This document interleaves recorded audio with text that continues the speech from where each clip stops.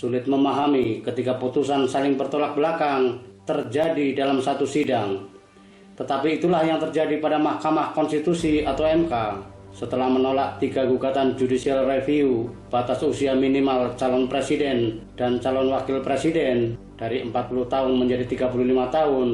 Pada putusan terhadap gugatan keempat dengan materi yang sama, MK justru mengabulkan.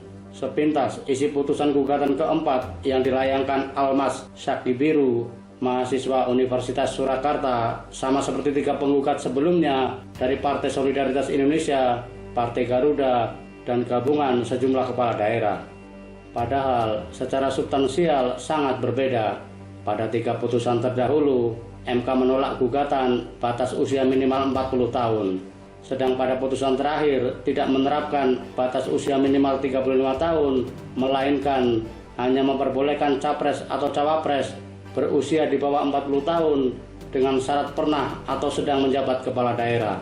Lebih jelasnya, jika pada putusan terdahulu MK menutup pintu bagi capres atau cawapres yang belum berusia 40 tahun, pada putusan keempat, MK memperbolehkan siapapun maju menjadi capres atau cawapres, tidak dibatasi harus berusia minimal 40 tahun jika pernah atau sedang menjabat kepala daerah. Mari kita lihat putusan MK terhadap gugatan Almas Saktibiru dengan nomor perkara 90/PUU/21/2023 yang dibacakan Ketua MK Anwar Usman Senin 16 Oktober 2023. Mengabulkan permohonan pemohon untuk sebagian.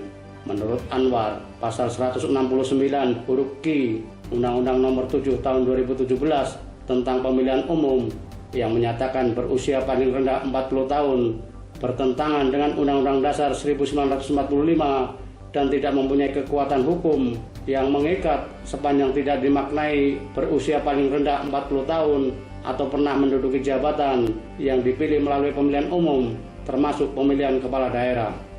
Putusan tersebut benar-benar konyol karena pada putusan sebelumnya MK telah menyatakan batas usia capres atau cawapres merupakan ranah pembuat undang-undang atau open legal policy, dalam hal ini DPR bersama pemerintah. Penambahan frasa pernah menduduki jabatan kepala daerah jelas merupakan perubahan terhadap batas usia 40 tahun. Terlebih, MK tegas menyebut berusia paling rendah 40 tahun bertentangan dengan Undang-Undang Dasar 1945 jika tidak dimaknai berusia di bawah 40 tahun. Selain tren kepemimpinan global, MK beralasan pembatasan usia minimal capres atau cawapres berpotensi menghalangi anak-anak muda untuk menjadi pemimpin. Bahkan MK menyebut pembatasan usia tertentu dalam pemilihan presiden dan wakil presiden tanpa dibuka syarat alternatif merupakan wujud ketidakadilan yang intolerabel.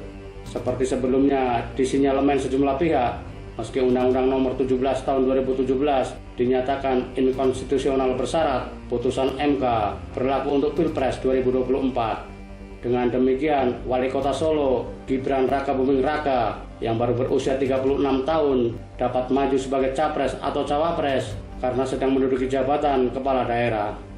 Gugatan yang dilayangkan Almas memang didalilkan pada kerugian hak konstitusionalnya jika Gibran yang disebut sebagai pemimpin muda tidak dapat maju sebagai capres atau cawapres pada Pilpres 2024. Dalam petitumnya, anak koordinator MAKI, Boyamin Saiman itu menyebut dirinya merupakan pengagum Gibran.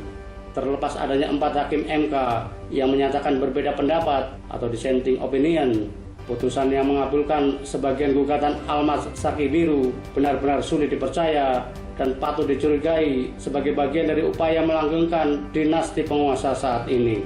Sebab putusan tersebut nyata-nyata memberikan keuntungan konstitusional kepada Gibran yang sebelumnya telah digadang-gadang menjadi cawapres namun terbentur usianya yang belum mencapai 40 tahun.